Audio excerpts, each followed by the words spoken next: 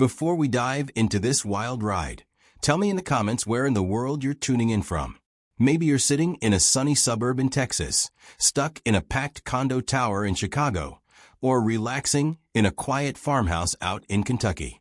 I love seeing how far these Karen stories of driveway drama, HOA chaos, and sweet karma travel across the world. The morning air was sharp, carrying the faint bite of freshly cut grass and the distant hum of sprinklers. I stepped out of my front door with a steaming mug of coffee in hand, still shaking off the weight of sleep. The sun was just beginning to stretch across the rooftops, bouncing off chrome and glass in a way that gave the neighborhood its usual suburban calm. But then came the sound that shattered it, the metallic crunch of rubber meeting steel. My chest tightened instantly. I froze mid-step, the ceramic cup trembling in my hand as my eyes darted toward the driveway. My Lamborghini, sleek, bright yellow, a machine I had poured years of sweat and sacrifice into owning, sat gleaming like a trophy against the asphalt. But right in front of its low-slung nose was a jagged black strip of metal spikes, each one sharp enough to cut through tire rubber like butter. The front left wheel had rolled an inch too close. If I hadn't stopped, I would have destroyed it in one careless move. The mug slipped from my grip and shattered against the walkway, scalding coffee splattering across my shoes. None of it mattered. All I could see was that wicked line of spikes scattered across my driveway like a trap laid for prey. My breath came heavy, my stomach sinking into a pit of rage and disbelief. Not again. This wasn't the first time. The memory of the last incident came rushing back, late evening, headlights sweeping across the driveway, a faint crunch beneath the tires. When I got out to check, a small cluster of nails had embedded themselves neatly into the tread. At the time, I told myself it might have been kids being reckless or some construction debris that rolled off a truck. But no, I had confronted the only suspects in the neighborhood worth suspecting. Lena and Sela, the infamous Karen sisters, next door. They were impossible to ignore, obese, loud, constantly draped in gaudy floral dresses that screamed for attention as loudly as they did. At 39, they still behaved like high school bullies who had never grown out of their obsession with control. Lena, the older by a year, carried herself like she was the self-appointed sheriff of the block, chin always tilted upward, as if daring the world to challenge her. Sela was her echo, sloppier, lazier, but always ready to back her sister's venom with an approving nod or a sarcastic laugh. The last time, they admitted just enough to make my blood boil, without giving me something solid to hold against them.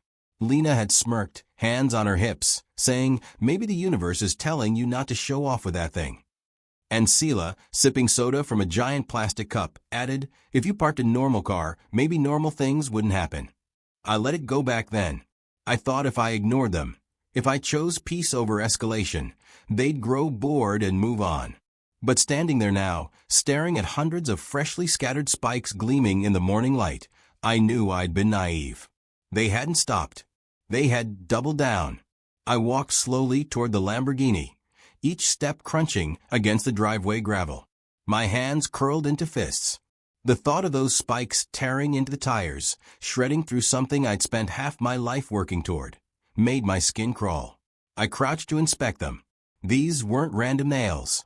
These were custom-cut, thick industrial-grade strips, the kind designed to stop vehicles dead. They hadn't been tossed here by accident. Someone had carried them, laid them deliberately across the path, ensuring maximum damage. The sisters. It could only be them. I stood upright, scanning the neighborhood. Their curtains shifted ever so slightly in the house next door, a flutter of movement betraying their watchful eyes. They were probably laughing right now, pressing their faces against the glass, waiting to see me explode. Fine. They wanted a show? I'd give them one. I marched across the lawn and hammered my fist against their door. The sound echoed through the quiet street. Seconds later, it swung open, and there they were, like vultures expecting a carcass. Lena stood in the doorway in an orange floral dress that strained at the seams, her lips already curled into a knowing grin. Sela waddled up behind her, clutching a half-empty soda can, her smirk sloppy, but no less smug. "Morning, sunshine," Lena purred, her voice dripping with mock politeness. Problem with your toy car again? I pointed toward the driveway, my voice a low growl. Spikes. All over my driveway. Right in front of my Lamborghini. You two think this is funny? Seela snorted, her double chin shaking as she laughed. Funny? Oh please. We're just keeping the neighborhood safe. That thing's practically a rocket. Someone has to slow you down. My jaw tightened. Slowing me down? You could kill someone with those things. A kid on a bike, a neighbor's car, anyone. Lena cut me off, eyes flashing with arrogance. Or maybe you could take responsibility and stop treating this street like your personal racetrack. You flaunt that overpriced banana every day, revving the engine, showing off. Maybe the world's telling you to cool it. Their laughter pierced through me, sharp and grating. They weren't just delusional. They were proud of what they'd done. They had no fear, no shame, no understanding of the risk they were creating. And worse, they thought they were untouchable. For a brief moment, I considered turning around, walking away, letting the rage simmer in silence. But then I thought of the shredded tires, the cost of repairs, the danger of hitting those spikes at speed. I thought of the smug looks on their faces as they watched me swallow another humiliation. My chest burned. No, not this time. I stepped closer to the doorway, locking eyes with Lena. Listen carefully. I'm done playing games. You lay one more thing on my property, you tamper with my car, you even step onto my driveway. I will make sure you regret it. You won't just pay for damages. You'll answer for it in court. Lena tilted her head, mocking pity dripping from her eyes. Oh, big man with big threats. You think anyone's going to believe you over us? Please. Everyone knows you strut around here like you own the place. We're just protecting the neighborhood. Seela leaned against the doorframe, picking at her nails. Besides, you don't have proof. It's just your word against ours. The door slammed shut in my face, leaving me staring at peeling paint and the echo of their laughter. I stood there for a long moment, my breath heavy, the blood rushing hot in my ears. Proof. That's what they thought shielded them. That's what gave them the courage to scatter those spikes and taunt me to my face. I turned back toward my house, the morning sun glaring against the Lamborghini's hood. The spikes glimmered like a battlefield between us, black teeth ready to bite. My chest rose and fell as I whispered under my breath, almost like a vow. This ends today. I didn't know exactly how yet. But I knew this much. Lena and Seela had gone too far. And this time, I wasn't letting them walk away smiling. That night, I sat at my kitchen table with the lights dimmed, staring at the shattered mug I still hadn't cleaned from the morning. The shards on the floor looked like the day itself, splintered, jagged, impossible to put back together. Every time I closed my eyes, I saw those spikes scattered across my driveway, daring me to make one mistake. My Lamborghini gleamed under the porch light outside, silent and vulnerable, like bait waiting to be bitten. I couldn't let this go. Not anymore. I dialed the HOA's number. If they were supposed to mediate neighborhood disputes, then let them deal with the circus next door.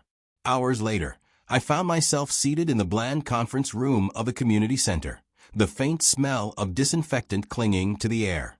A few board members sat stiffly at a folding table, shuffling papers like they wanted to be anywhere else. When the door opened, in they came, Lena and Seela, striding in like royalty arriving at court. Their floral dresses screamed for attention, bright orange splashed with loud patterns, and their expressions radiated smugness. Lena took the first swing, her voice sharp and piercing. We're here because our neighbor insists on treating this community like a racetrack. That car of his? It's a hazard. It's noise pollution. It's an eyesore. Seela chimed in, her tone syrupy but dripping with malice. We've had to take matters into our own hands because the board hasn't. If something doesn't change, it won't just be us complaining. I stared at them, incredulous. You've been sabotaging my property. You left spikes, that could have killed someone. And now you're here pretending you're heroes. Lena leaned back in her chair, folding her arms. Prove it. The room fell silent. The board members shifted uncomfortably, glancing between us like they were trapped between two storms. One of them cleared his throat. This is a serious accusation. Without concrete evidence, there's not much we can do except ask both parties to resolve this peacefully. My jaw tightened. Peace?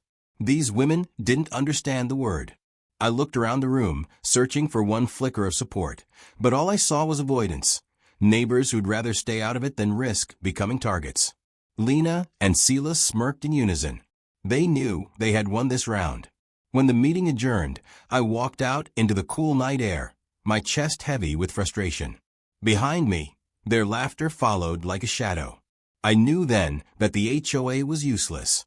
They were cowards, unwilling to stand against the loudest voices. If I wanted justice, I would have to carve a path myself. That evening, I walked slowly around my Lamborghini, my fingertips grazing the smooth curves of its body. It wasn't just a car to me. It was years of overtime, sacrifices, and long nights working jobs most people wouldn't touch just to save enough. To see it threatened by spiteful neighbors burned deeper than anger. It was personal. But beyond the car, the thought gnawed at me. What if a kid on a bike hit those spikes? What if someone's mother driving home late punctured a tire and spun out?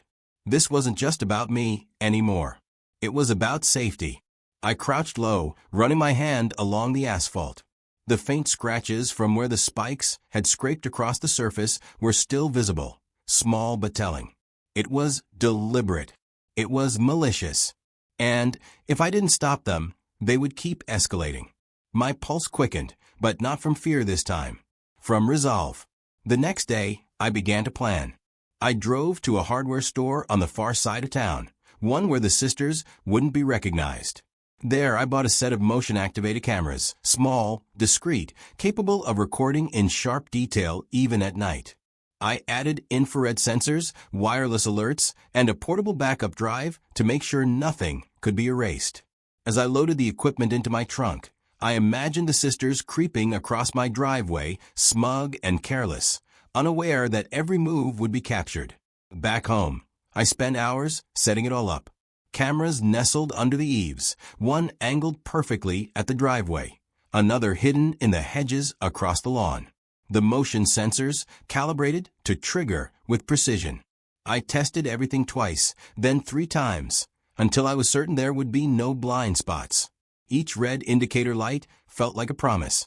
This time, they wouldn't escape. Still, I knew cameras alone weren't enough. I needed the law on my side. I walked into the local police station with a folder of notes and photographs, every detail I had logged, from the nails in my tires weeks ago to the fresh scratches in the asphalt. The officer on duty listened, nodding, but his expression remained cautious. "Look," he said finally, "what you're describing is serious. Property damage, endangerment, it can be a felony. But we can't move on accusations alone. We need undeniable proof. Catch them in the act, and we'll have everything we need."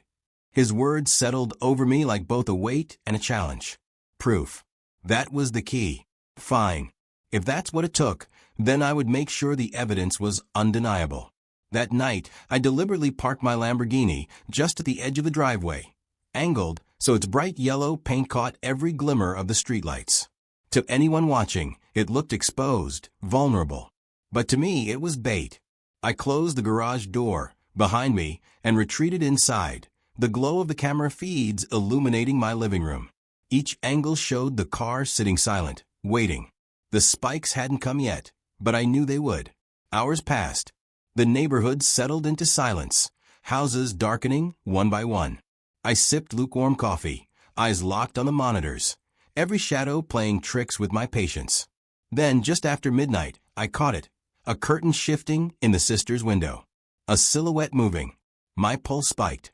2 figures emerged into the night, their shapes unmistakable even in the dim glow of the street lamp. Lena and Sela waddled down their driveway, whispering to each other, their orange floral dresses faintly glowing like beacons. One of them carried a bag, the metal inside clinking softly. They thought they were invisible. They thought they were clever. On my screen, the cameras recorded every step. The faint scrape of steel against asphalt came through the microphone, sharp and chilling. They began scattering spikes again, their laughter hushed but thick with satisfaction. Lena crouched, her face twisted in concentration as she laid the strips in a neat line right beneath the Lamborghini's nose. Sela stood behind her, giggling as though it were a game. My hands hovered over my phone. The officer's voice echoed in my memory. Catch them in the act. This was it. This was the moment. I dialed, my voice steady despite the adrenaline flooding my veins. They're here. They're doing it right now. Send units. The dispatcher assured me help was on the way. I leaned back, watching the sisters obliviously sealing their fate, every detail captured in crystal clarity. They thought they had power. They thought I had no proof. But this time, they were wrong. As I hung up, I whispered into the quiet room, a grim smile spreading across my face. Let's see you laugh your way out of this. And outside, unaware of the flashing lights already turning onto the street, the Karen sisters continued laying their trap, seconds away from being caught in one of their own. The quiet hum of the night fractured when the first distant wail of a siren pierced the air.